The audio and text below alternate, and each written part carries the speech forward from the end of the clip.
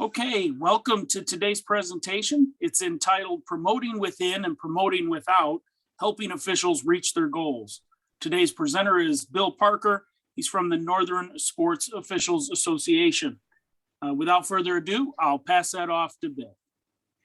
Well, good evening, everybody. Thanks for joining tonight for this presentation of, as Brent mentioned, promoting within and promoting without, helping officials reach their goals. Real quick, if you're kind of wondering what promoting within and promoting without means, we're going to discuss, promoting within your association. What can we do as association leaders to help our members, and then promoting without is going outside of our associations, those that might want to progress their career into a little bit different advantage of either college or the professional level.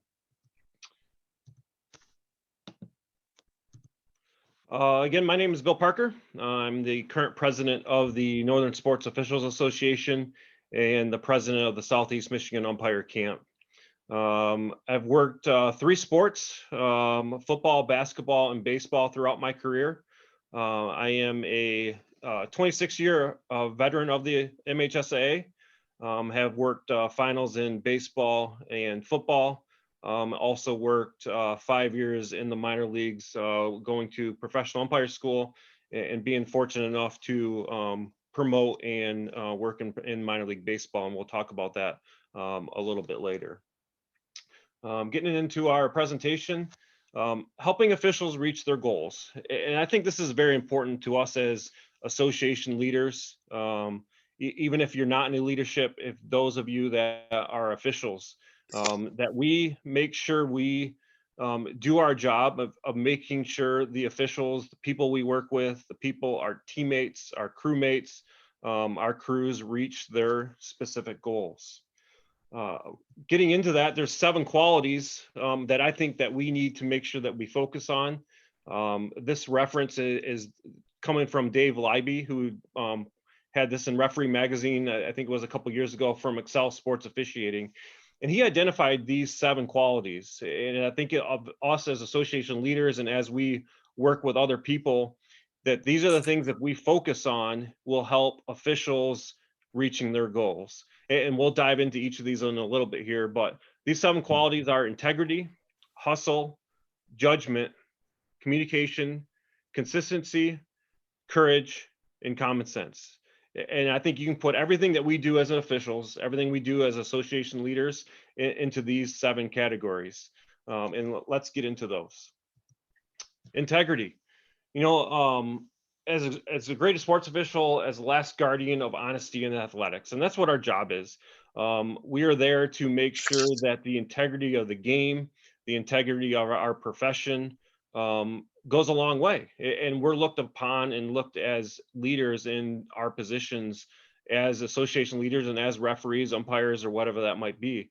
It doesn't matter where we are, what position on the field or on the court that is, but it's unlike any other position. It's kind of like the judge in the court, that we have the highest integrity to kind of keep that there. And we could see that if we weren't those, if we didn't have that high integrity, there would be question.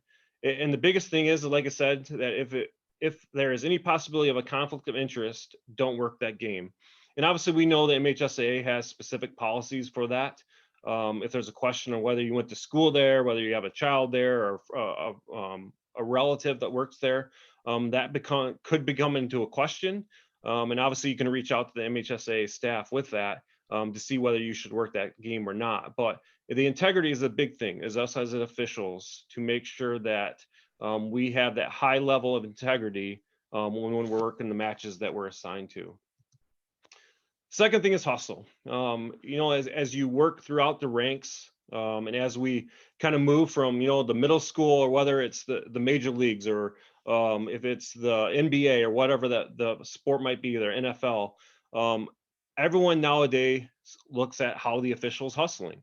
Are they doing what they need to do to help get to the angle, the position that they're there? That's what helps us. That's what helps us as association leaders kind of identify those people that when they're working those games, that they are hustling. They're trying to get into position. They're trying to do the best they can. Is that connection speed, or is there meaningless motion? Okay. Every great official moves effectively, and we want to get to the right place to get to that call. And that's the biggest thing, is that we hustle and show that we're there, that 2 hours or 3 hours, whatever that short time frame it is, that we do the best we can to see the entire play, and obviously at the end to make sure we get the call correctly. Next one is judgment. Judgment is a byproduct of effort and experience, and that's kind of a big thing when they mention that, is that it's the effort of us to hustle to get to the right position, but then the experience to understand the game, to understand where that might come into effect. It also goes into like the rule book, like I said, that there might be different ability or different applies for that thing. Is there advantage? Is there a disadvantage to what happened with that? And that's the judgment that comes into play every single time. As you see across all levels of a sport of officiating, really judgment can come into question. But if we really kind of do our best to make sure that we work hard, we hustle to get to the position where we can be, the big thing at the end is, if there is no harm, is there a foul? And that comes to philosophy. I would stress also important to talk philosophy and this kind of judgment thing with each person on your crew. I know everyone's different sports that we work, but there's a big change coming in football this year. I'll use that as an example, especially in high school sports, where the sidelines are going to switch at halftime. So the big thing is judgment, and having that consistency, which we'll talk about in a second too, needs to be consistent throughout the whole game. It kind of goes to the same thing for basketball with that judgment. When we had that block charge at one end of the floor, and the exact same play kind of happens at the end, we have that consistent judgment, which the coaches and fans and players like to see, that we're consistent with our judgment as players, as officials, on each end of the court and on each side of the sideline. Next is communication. And communication we could spend hours on, and that's the biggest thing, is that are the people, our association members, are we able to deal with people? That's the biggest thing, is that can you deal with the coaches and the players during the game when they're at the high level and they're anticipating, at that last second shot in a basketball game or a hockey game or in soccer.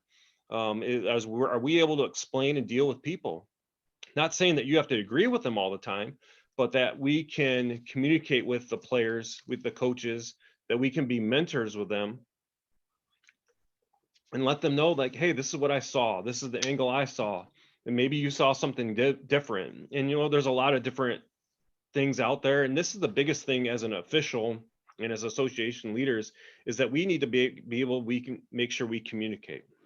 And it's not only on the field, but us as association leaders, is to communicate to our members, get that interaction, that two-way communication from our membership, of knowing like what's out there, what can we do as associations to do and to help people reach their goals. A simple answer to a response might be a one-word answer, or it might be nothing. It just might be a look that, hey, I understand you, I hear what you're saying, but maybe not that I agree with you or not. And so the communication is a big deal. We want to make sure that us as communicators and as officials, we communicate the best we can with those coaches. And that starts from the beginning, when we talk to our pregame, when we go to the coaches and we have our captains or coaches meeting. So we communicate them that, hey, if I ever understand, if you have a question for me, make sure, hey, my name's Bill, don't call me Blue or something like that. Let's have this communication. And when you have a question, when I can get to you, I'll get it to you. Or, if we have something happening on the other side of the field, we'll try to communicate and get that information back to you, but give us some time. So we'll get that information to you. Communication is huge. That's the biggest thing, is I think we should focus on, is that we need to have better communication. I also assign several football teams up here in Northern Michigan, besides also down in the Detroit area and United Shore Professional Baseball League. And communication is always the thing that comes up from coaches, is that this official wouldn't communicate with me. They wouldn't tell me what's going on. They wouldn't explain what was going on. So we want to make sure that we communicate to our officials that communication is a big deal. Consistency. And we talked briefly about this, and us as associations, as we see recruitment is a big deal for us right now.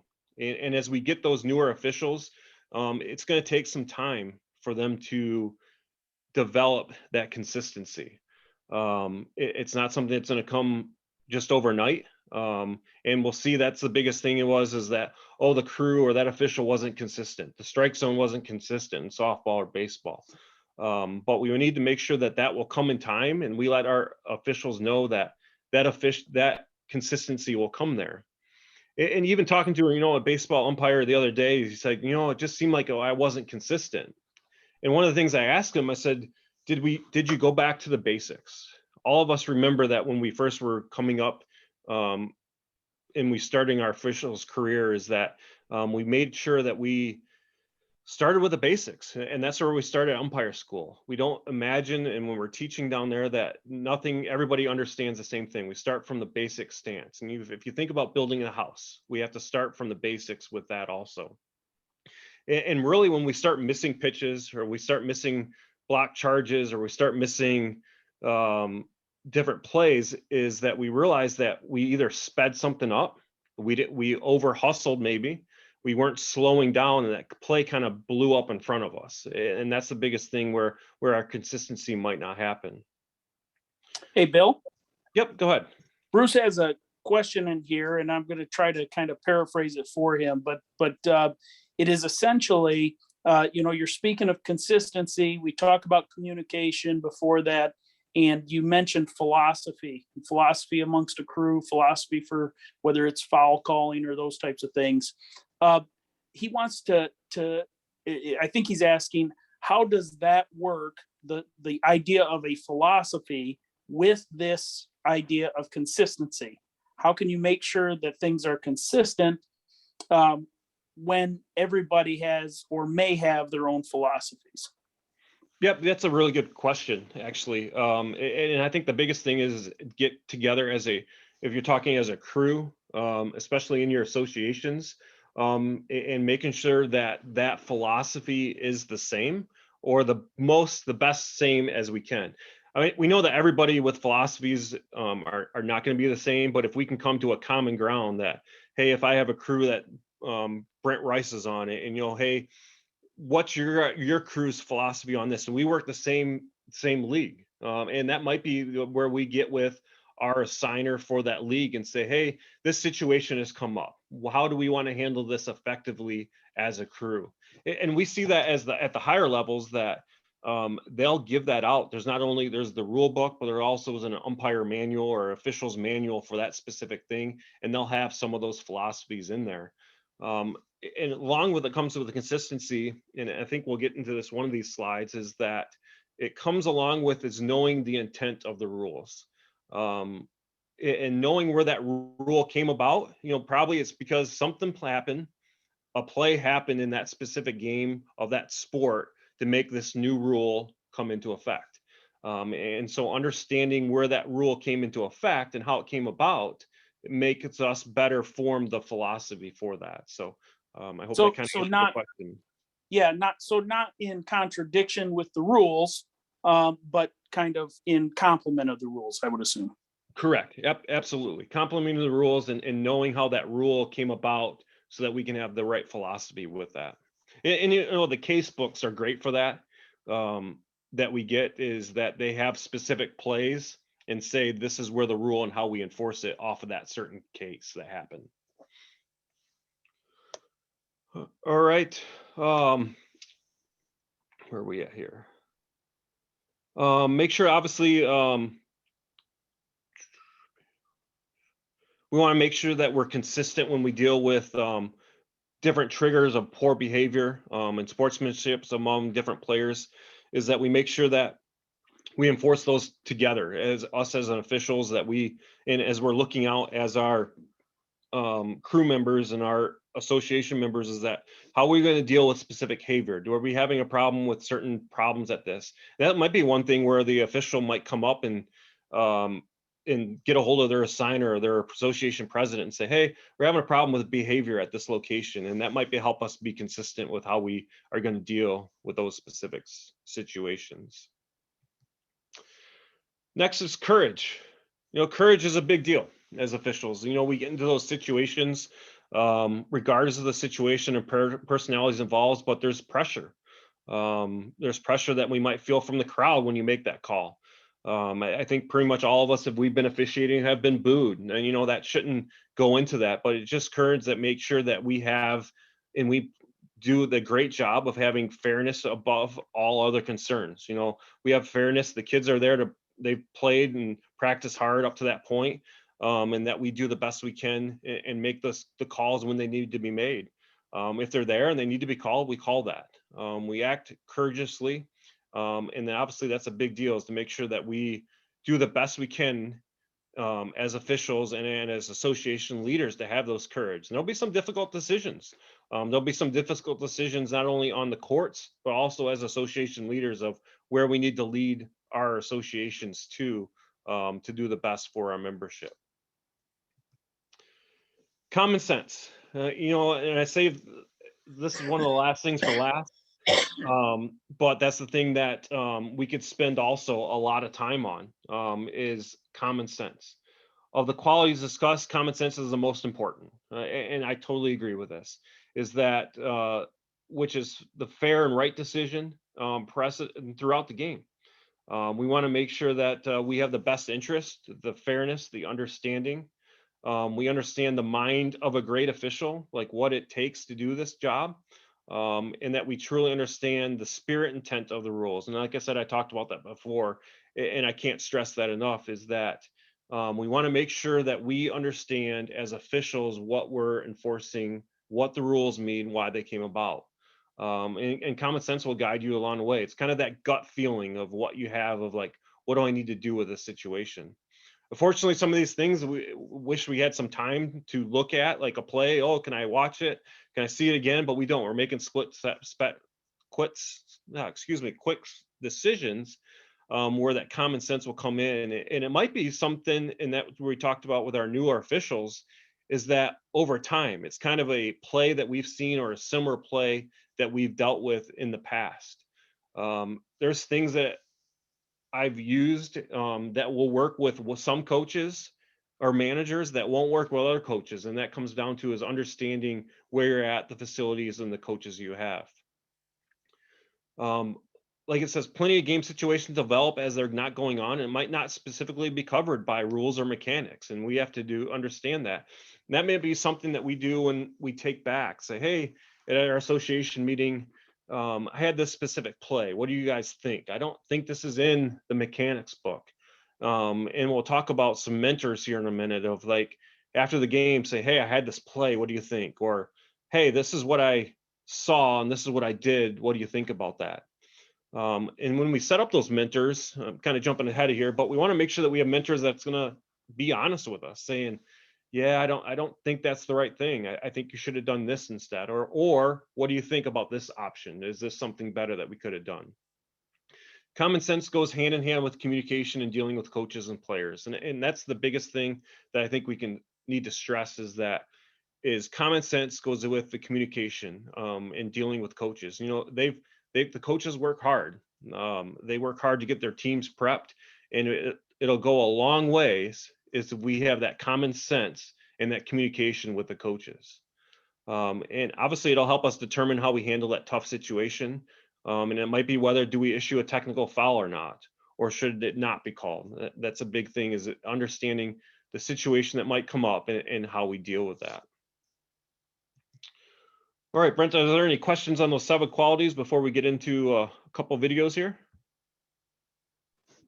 It doesn't appear that there are any questions on the chat log. Okay, perfect. So a couple weeks ago, I reached out to a couple people and throughout their careers that I look back on, kind of like saying, hey, what association were you a part of, and kind of like what happened and how did they help you? And so let's watch through these videos, and then we'll talk about each of them.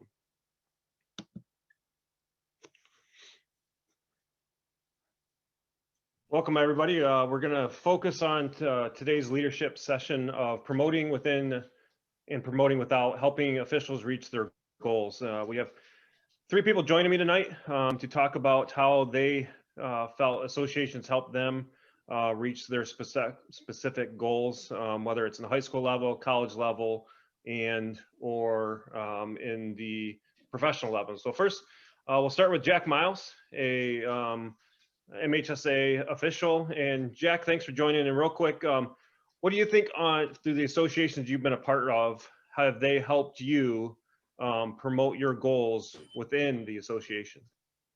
I think the leadership in there, first of all, they assign a mentor to me, and I didn't have to seek that out.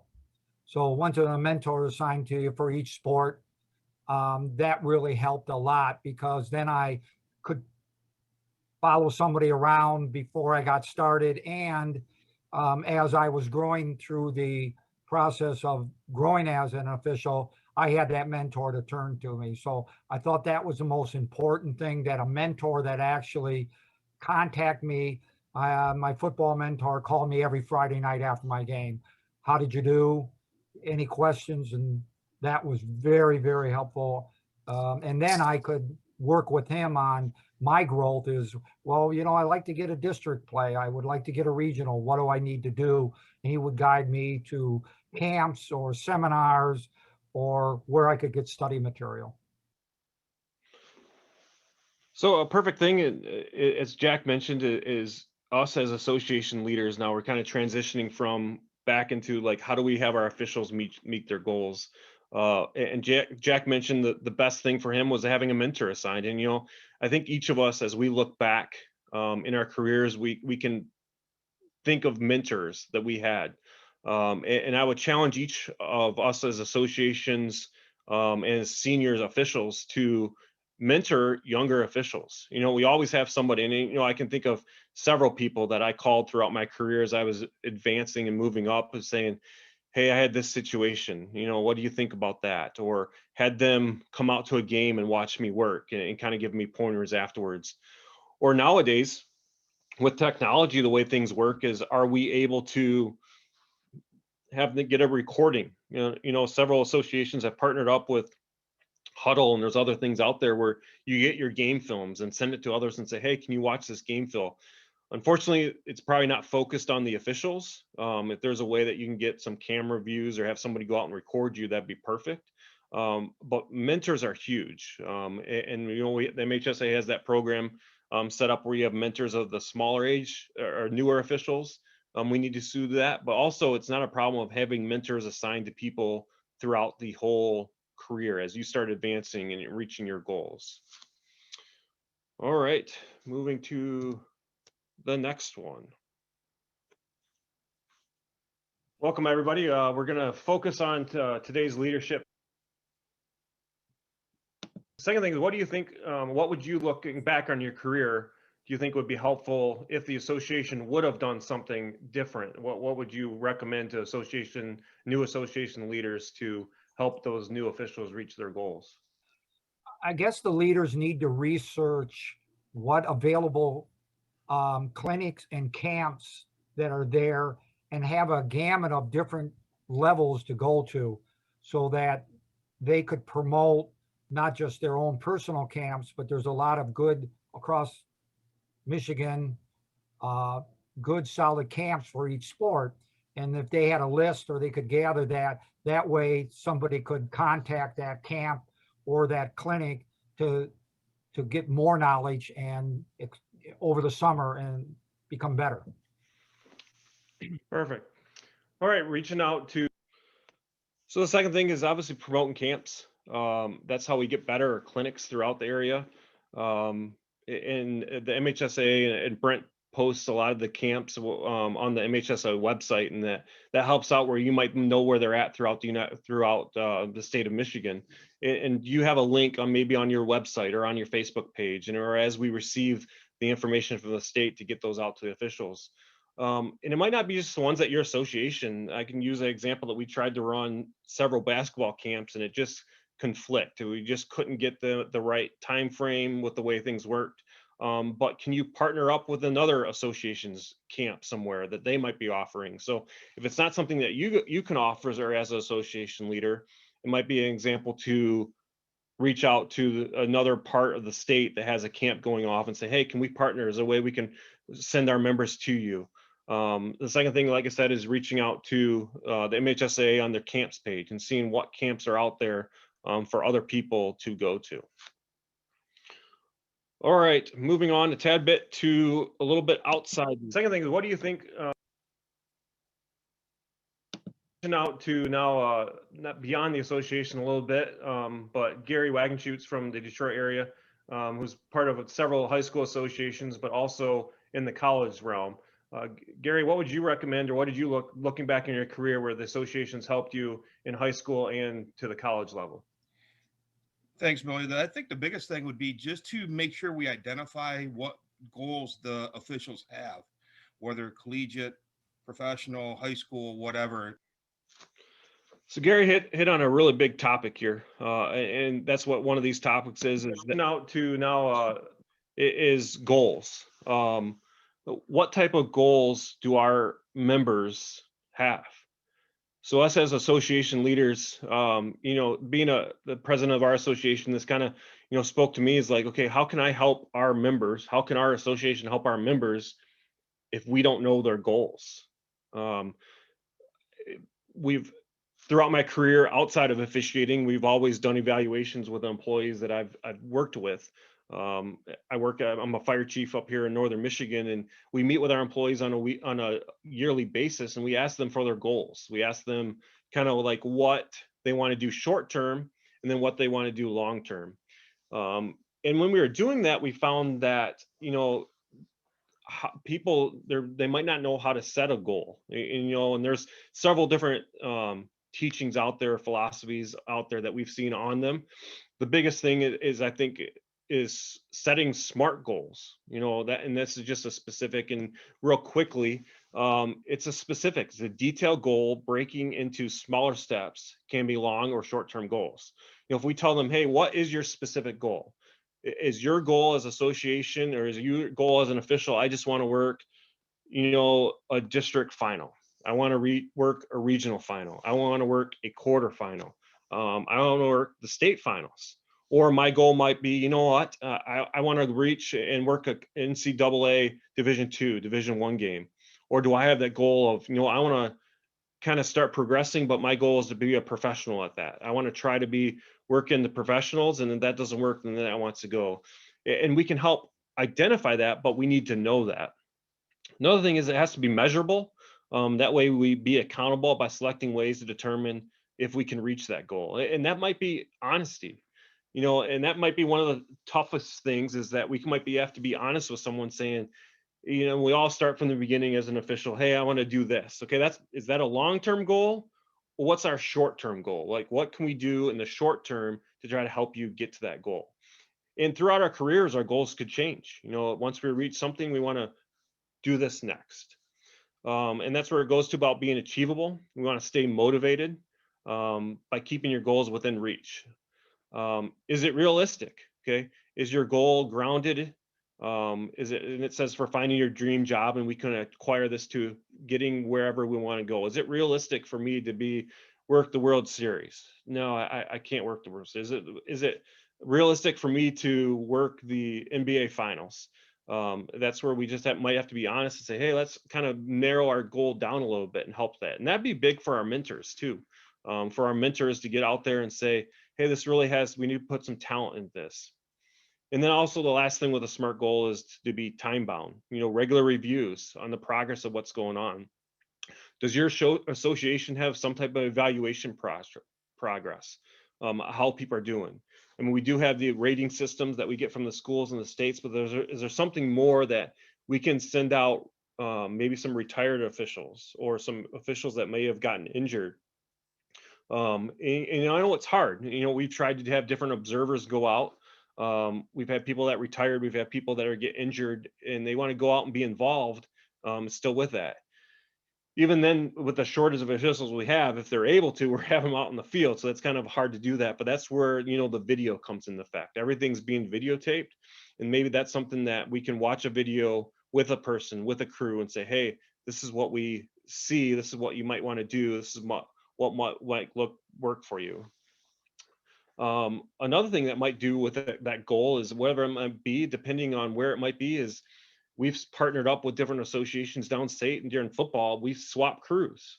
We have crews from Northern Michigan go down south, and we have crews from the south come up, and so they see different coaches, see different officials, different teams, which is a fresh air, but also, it's a different evaluation process to have someone else see you and kind of give you an interpretation of saying, hey, this is how it's done, how it might be done better. This is what we can do. But goal setting is a big deal. And I'd be interested in, towards the end here, as you think as associations leaders, as we got like 80 some people on here, is like, how can we as an association leader get this goal information? We have a general meeting coming up, and I've been trying to think about this as like, hey, how can we do this? And I think I'm going to have them kind of write that down. Like, this is my goal as an official, and us as an association, how can we help our officials reach these goals? Like, one question is I want honest feedback with that. So it's like, okay, do I have an option for them to put their name on it? Because I can't help somebody reach this goal. Let's say I can't push Matt to be a college official if they only want to be a high school official. So we kind of need to have some type of interaction there of saying, hey, this person, this is my goal, and how can we help them get there? And maybe it's just what they have the option of putting their name on there. I don't know. It'd be interesting to see what some other association leaders think about with that.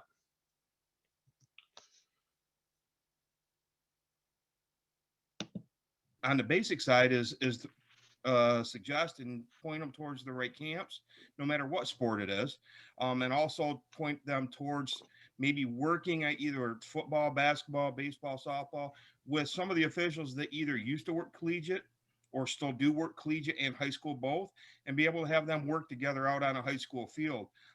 Just give them that next step forward, that official, that next step forward of what they're looking for. Just give them a little bit of a push, a little bit of a direction. The biggest thing is then have them direct them what worked for them to go into the collegiate levels. We still, especially in our area, have a lot of officials that are working high school sports right now that either did or still do work collegiate and high school both. Utilize their ties with their assigners in the collegiate levels to be able to advance our high school officials.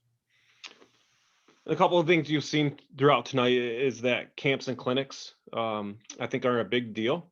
And this identifying those people in those maybe higher levels, those at collegiate, those that work the state finals, say, hey, this is my goal. Maybe partner them up. And this is where associations might have to work with their assigners in their area, saying, hey, we've identified this person as the goal. Can we get them partnered with this person for a time frame or a series of games to help them advance, and understanding what that might be.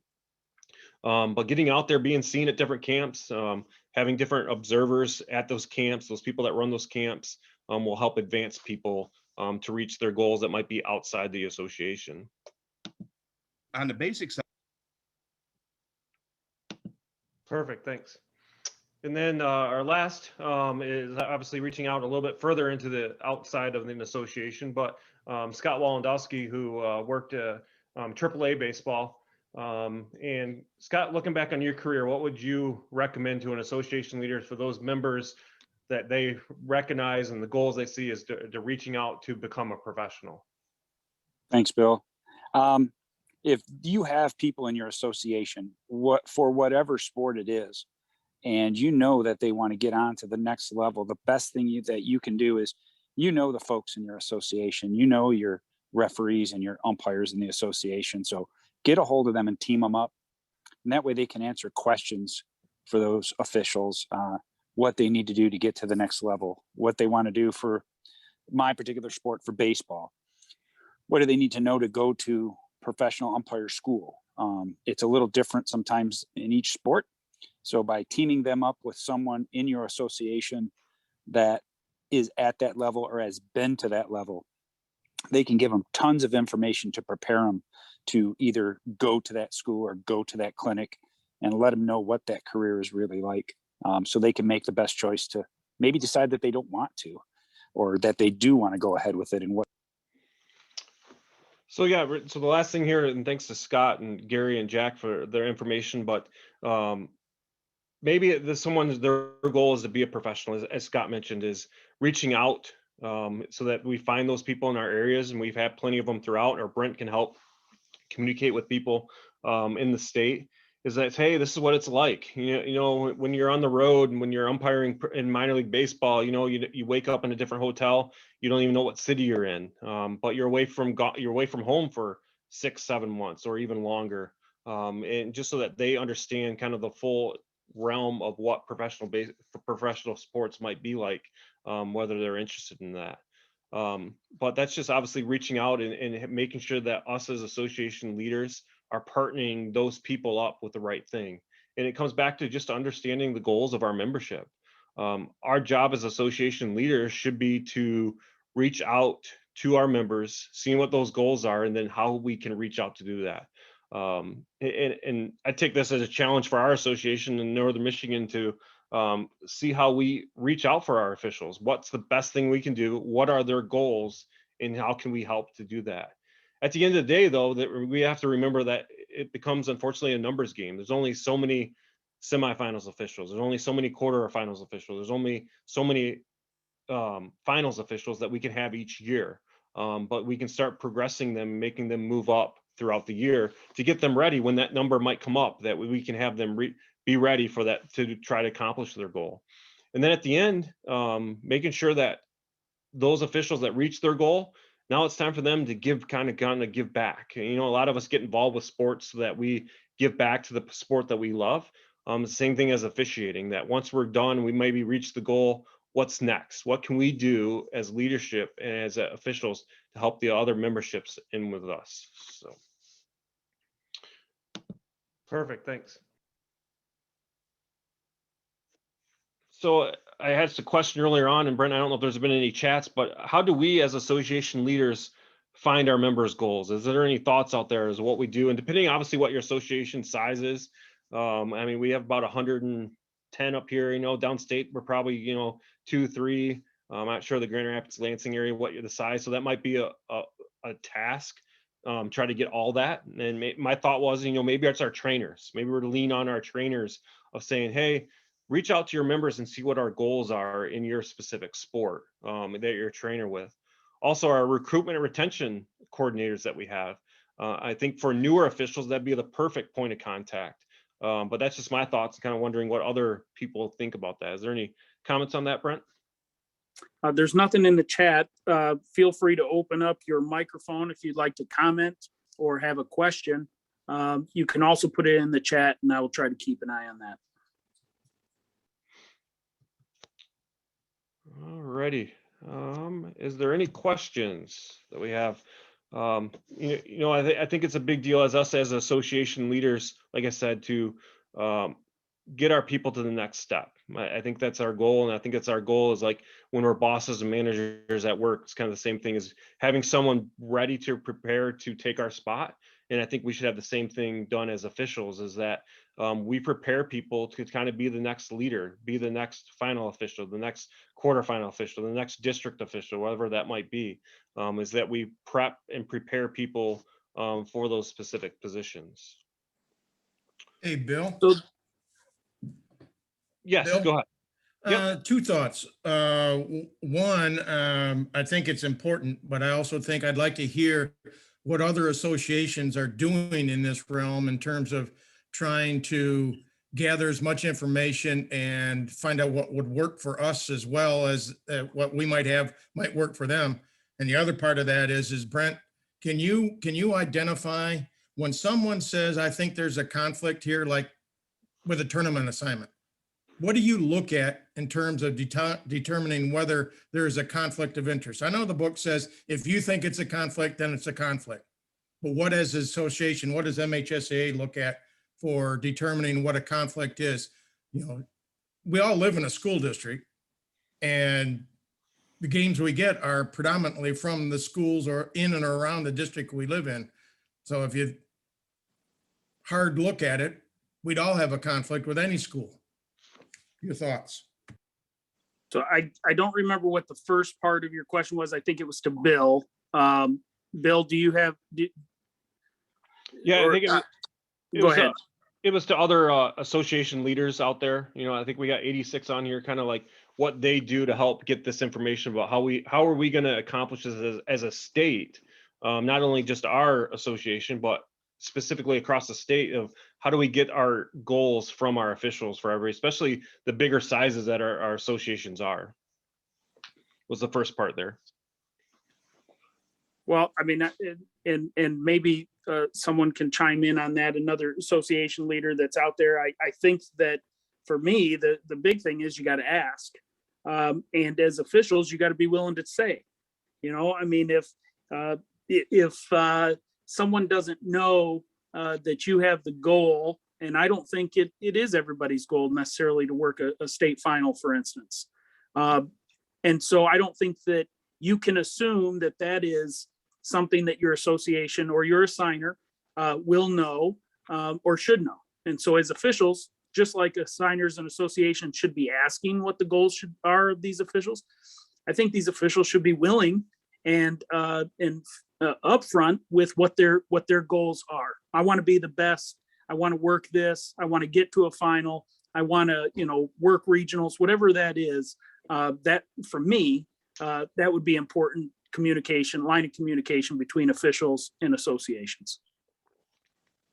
I guess I understand that, but I guess my question was, what are other associations doing in this realm? Not individual goals for individual people, but as a group, as an umbrella organization, how are they getting and soliciting and getting this information to the leadership that we could do something to help those members?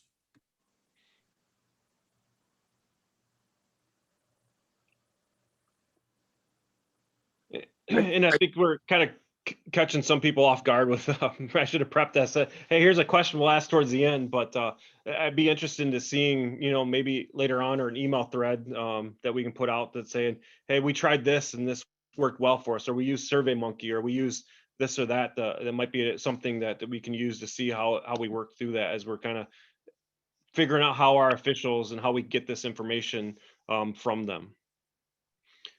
And I can speak to the conflict of interest. That's a good point, Bill. We're probably catching a few people off guard here, but I can speak to the conflict of interest question. I can't stress enough how important it is for all officials of all sports to review our officials guidebook. It is changed annually. We edit it.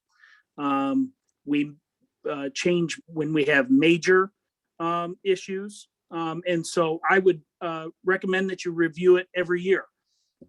Things that have come up even over the last couple of years, where I'll get a call from someone and they're talking about an ejection they had or didn't have, and we explained that it should have been an ejection and for violation of the personal attack policy. And the number of officials who have said to me, I don't even know what that is. Well, even if you didn't hear it from me, and I've been preaching it for at least the last couple of years, it is in our officials guidebook. And so I can't stress enough the importance to get in there annually. It's not a really long, hard read document. I think it's, let me look here actually. Can actually tell you it's probably 36 pages, and of the 36, probably half of it is schedules and calendars and all those types of things. So it's not hard reading, but in that officials guidebook is our conflict of interest policy. And you mentioned that we talk about if you think it may be a conflict of interest, it may be, and you have to make those personal decisions. But we lay out very clear criteria for this is a conflict of interest. I'll give you a few of them. For instance, if your child attends or is a recent graduate, we spell that out. That's 4 years of a participating school. These are for our postseason tournament competitions. If you are a current former staff member of that participating school, if you are in advisory capacity, meaning you assist with the team, you may not be a coach, but you go there and you help out. This is not things like you have a preseason meeting with the team before each season. This is talking about things like that you formally assist them in the coaching duties or responsibilities. If you have other close connections, talk about if the official isn't actually a recent graduate, or if you're a coach for that school, especially in the sport that you officiate. So there are a number of things there that are specifically considered conflicts of interest. And I will say this, though, there are a lot of exceptions to that, too. As I mentioned, this is our conflict of interest for postseason contest. It could be regular season contest as well, and probably should in most sports for varsity contests. As you work your way down sub-varsity contests, that this conflict of interest policy becomes less tied to officials working. And at the middle school level, or officials from our legacy program working at the middle school level, it's basically out the window, because we need officials to work those contests, and there's not a state title riding on the line. So conflict of interest is important, but it's also good to put it in context of what the sport is actually playing. And there are some sports where we have maybe cross country or track or field or swimming and diving, where we even go further exceptions at the varsity level. So please consider that. But again, I can't stress enough, you must get in the officials guidebook. That will give you answers to a lot of your questions. Perfect, Brent. Thanks. There's two questions in the chat that I think are two comments that are big. I want to point out is that one of the things is that how do you, as a mentor somebody that doesn't want to learn? And I think we find that out with our goals.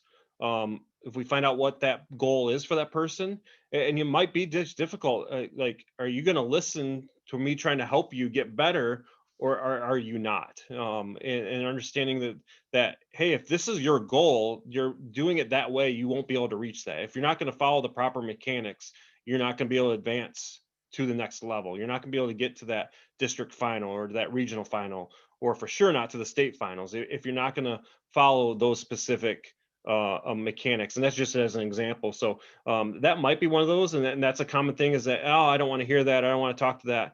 And that's just might be, okay, maybe that person doesn't, maybe that's not right for me to be their mentor, and move on.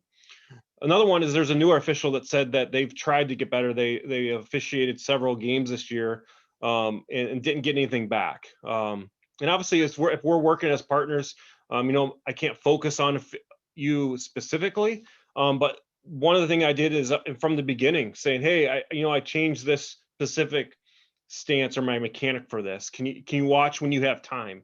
Let them know ahead of the game that, hey, I'm going to ask you after the game, and I want you to be truly honest.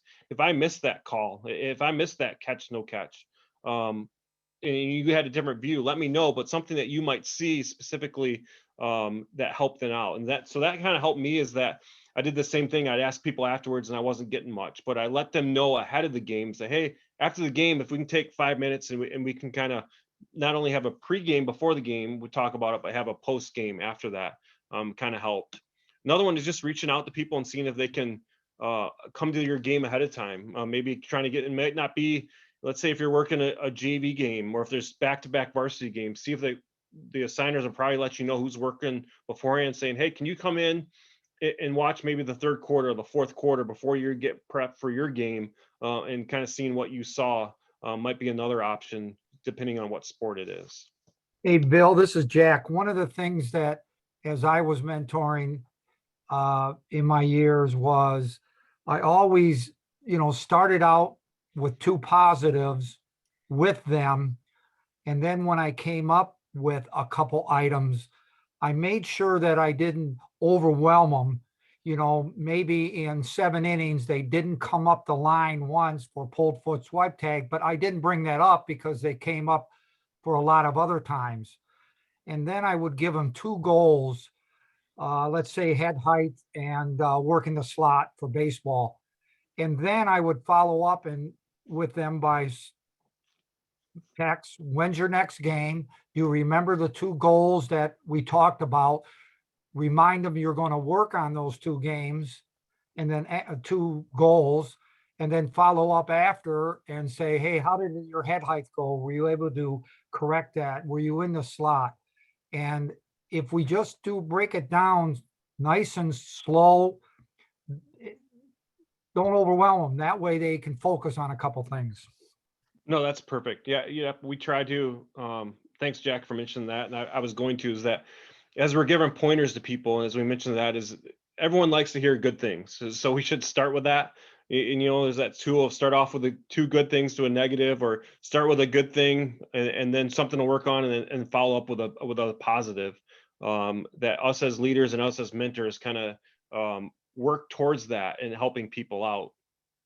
And one thing forgot to mention, and Randy, you know, mentioned it in the comments, that is great too, is as we have these younger officials, and we've done this, and I've done this on my football crew, done it when we were during baseball and stuff. In basketball, is as those younger officials, let them come in and join the crew. Let them come there for the pregame. Let them sit on the sideline, or if we're able to have them on the sideline and see how the crew interacts. See how they interact at halftime, how they interact after the game. To see that most of us, you know, it's friendships. You know, we look forward to, you know, that time of being together as a crew and working together, maybe even riding together. Now that COVID's hopefully on the end, is that we can ride together and have that younger official tag along with us. You know, seeing how it works, and this is what it's about. And you know, get that drive and that fire of, you know, it's more than officiating. It's a friendship. It's a long friends that we can do that. And so I think that's a big deal, is making sure, like Randy mentioned, that we bring those younger officials into a veteran crew and see how things work with that crew and how it goes on. All right. Is there any other questions, or anybody have any Kent? Yeah, I'm the volleyball trainer for our association, and one of the things that we tend to have a problem with is people who are complaining because they don't get the good assignments. And in talking with some of the assigners, it becomes a little more obvious why they aren't. And so one of the drawbacks that I see that we have in the state is we don't have a good way of evaluating an official. You get those ratings, but I'm not sure how functional they are. I officiate at the college level, and the PAVO has, you get rated every 2 years and get an evaluation of where you stand in terms of your officiating career. And I'm going to try this year to get in contact with more of the assigners and see if I can't get a feeling for where this particular official falls on the scale of things, and then get back with them and say, you know, you want to work district finals, for example, but the feedback that's coming from the schools to the assigner is that you're lacking in some place, and this is where we need to work at. These are the things we need to work on if that's what your goal is, because we have people who don't do a good job of officiating and are complaining because they don't get good assignments. Yeah, I want to perfect. You know, there's two things there. You know, I've had the same thing as a signer saying, hey, I don't get the good game. And my response is, you know, what's a good game? Every kid in the high school put the same amount of hours in that week. Every game is a good game. You know, they put the same amount of hours in for that. So I think it's important that they understand that, you know, does every level, every school deserves great officials. And so that's where they're at. And with that too, is like you mentioned, is that I know the evaluation system, I think we're going to hear about a changeover with the state, you know, coming over when we have our assigner or leadership meetings coming up. But being able to get out there and you touched, Kent, big on that, is I think we need to be more honest with some of our officials. Like if we find their goals and we're getting that feedback, we don't need to tell them where that feedback came from, but we let them know that, hey, you're lacking in hustle. You're lacking in rules knowledge. There's some rules, things that were misinterpreted, and that we just need to be honest with our officials and saying, hey, if this is your specific goal, we need to do a better job of working with being in better position, doing a better job with our hustle, whatever the specific instance might be. But I think you're on a great time with a great subject there, Kent, of those specific topics. And so we need to find a good way of saying you suck as an official, right? No, we don't. No, if anybody's putting time in and they're willing to learn, I'll take that person. You know, we talk about as coaches, as kids, if they're coachable and teachable, we can get them hopefully to what the goal and they need to do. Well, and the other problem we have is that on any given night, we need 100 officials, but there's only 85 out there. So Yep. you can't pick the best and leave the worst on the sideline, and so that they have an incentive to get better. Everybody gets to work. Yep. Everyone gets to work and try to partner them up with some different people to help them foster and, kind of work together to get to their goal. So thanks for that comment. I think that's a good point. If I can jump in quickly, Kent, though, that maybe this, we have a number of associations who are closely tight knit with their assigners in the area. We have some areas of the state where the associations and the signers have virtually no interaction or contact.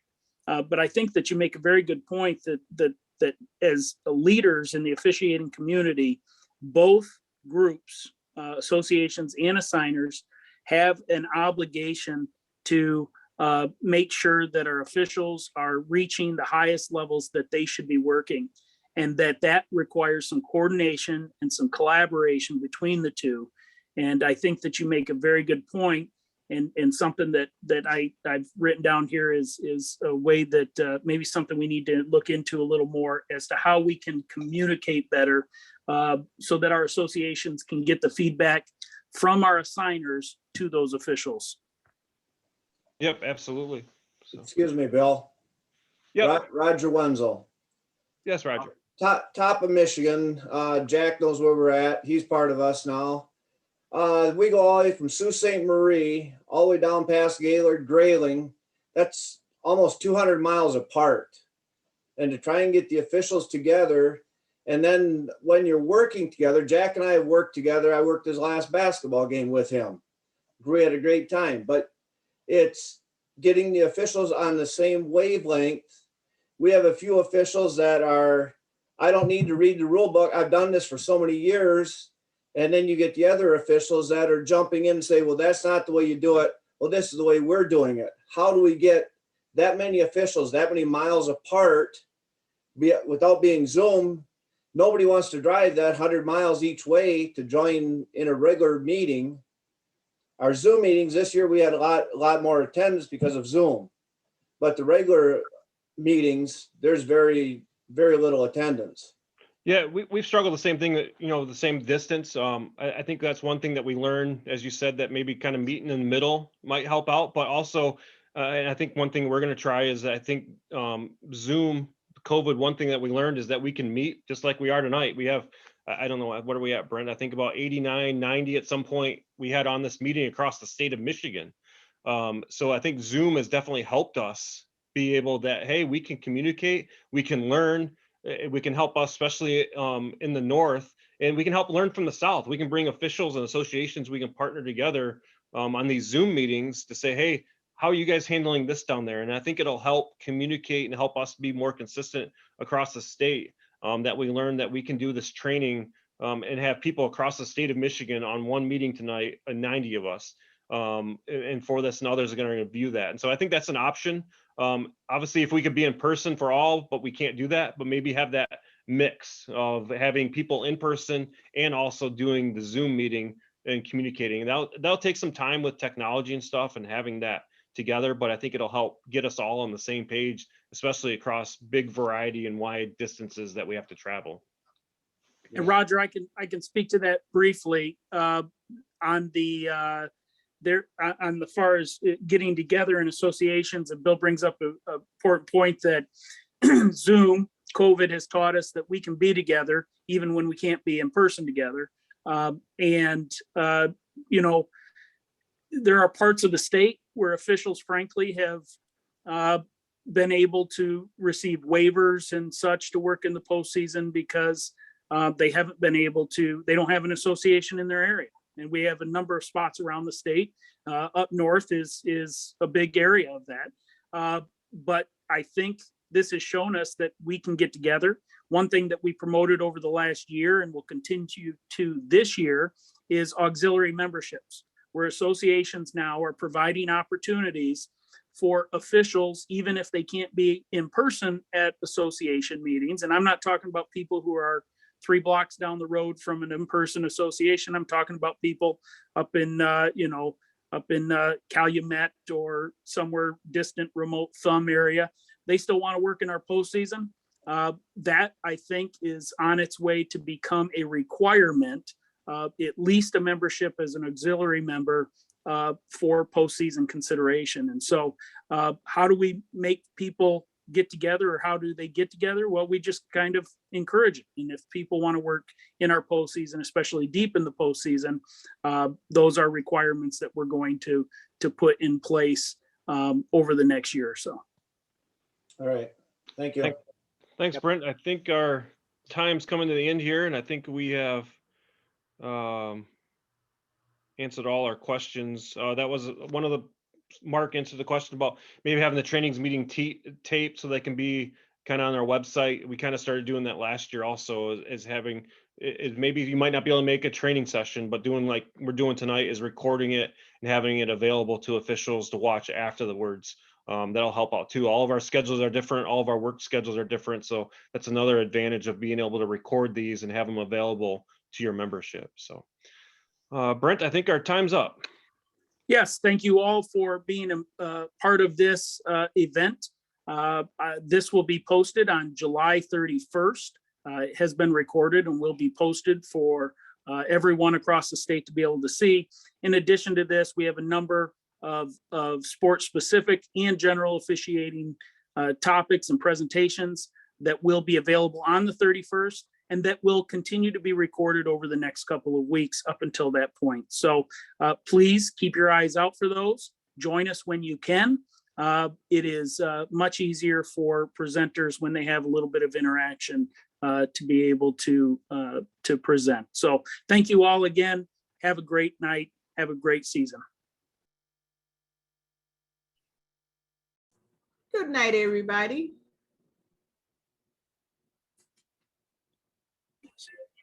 Nice job, Bill.